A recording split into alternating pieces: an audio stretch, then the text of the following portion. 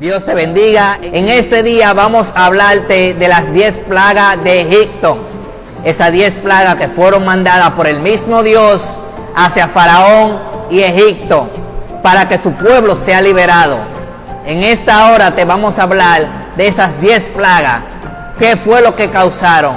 ¿Cómo impactaron a Egipto? Y luego la liberación del pueblo de Israel.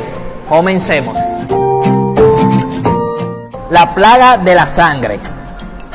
El agua del Nilo y todos sus canales y pozos se convirtieron en sangre. El agua apestaba y los peces murieron. Esta fue una plaga dura, y más por cuanto que el Nilo era adorado por los egipcios como Dios. Pero Faraón endureció su corazón y no dejó ir al pueblo de Israel. Eso lo podemos encontrar en Éxodo 7, 14 al 25. La plaga de las ranas. La tierra se vio invadida de esta plaga. En las camas, hornos y artesanas, los magos coincidieron también a hacer lo mismo. Sin embargo, la presencia de las ranas era tan molesta que Faraón llamó a Moisés para rogarle que pidiera al Señor que la sacara de Egipto. Y si lo hiciera, dejaría salir al pueblo de Israel de Egipto. Pero las ranas murieron y fueron escondidas. Al verse aliviado, Faraón endureció su corazón y no permitió que el pueblo saliera de Egipto. Eso lo podemos ver en Éxodo 8, del 1 al 15. La plaga de los piojos. El polvo de la tierra se transformó en piojo sobre los hombres y animales. Se dice que estaba tanto los hombres como las bestias. Los magos no pudieron imitar esto. Se trataba de una comunicación de vida. Tuvieron que reconocer. Sin embargo, Faraón se negó a permitir la salida de los hijos de Israel. Eso lo encontramos en Éxodo 8, del 16 al 19. La plaga de la mosca. Estas moscas eran sumamente molestas, contaminando la comida y atacando al cuerpo insistentemente.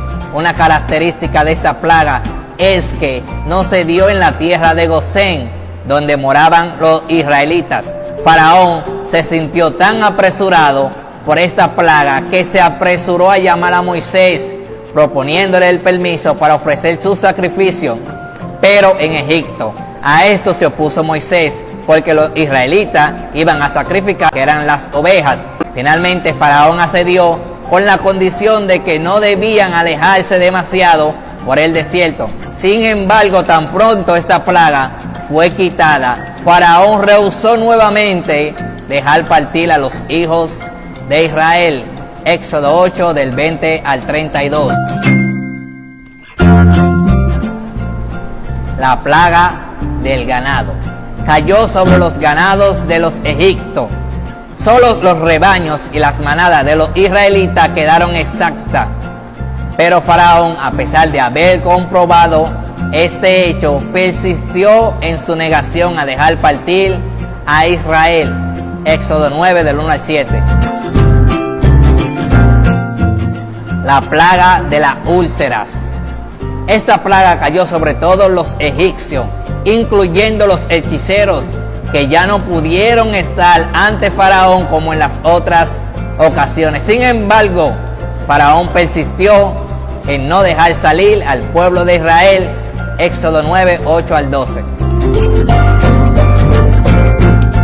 La plaga del granizo. Estos granizos mezclados con fuego, hay evidencia de que no se trataba de un granizo normal, era como piedra caliente. Es posible que el fenómeno descrito aquí estuviera relacionado con algún fenómeno de carácter cósmico.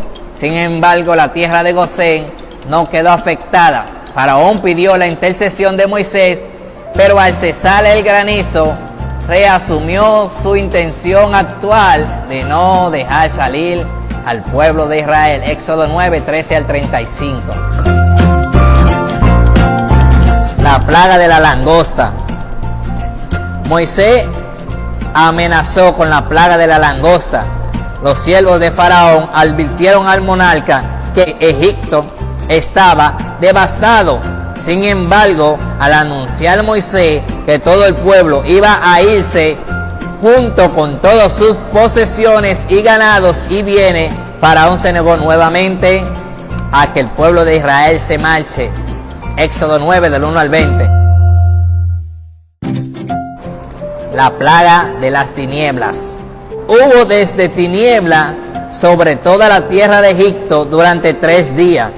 Ninguno vio a su prójimo, ni nadie se levantó de su lugar en 3 días.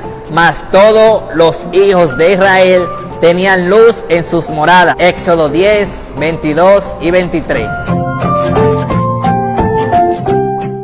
Muerte de los primogénitos. Desde el primogénito de Faraón, que se sienta en su trono, hasta el primogénito de la sierva que está tras el molido, y todo primogénito de las bestias.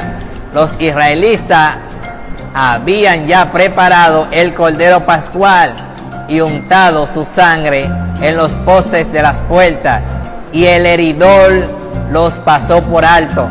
Esto establece un tipo de preciosa sangre de Cristo que constituye el testimonio de que ya ha sido ejecutado el juicio sobre el hombre, y que por ello mismo es la base de todos los tratos de Dios en gracia.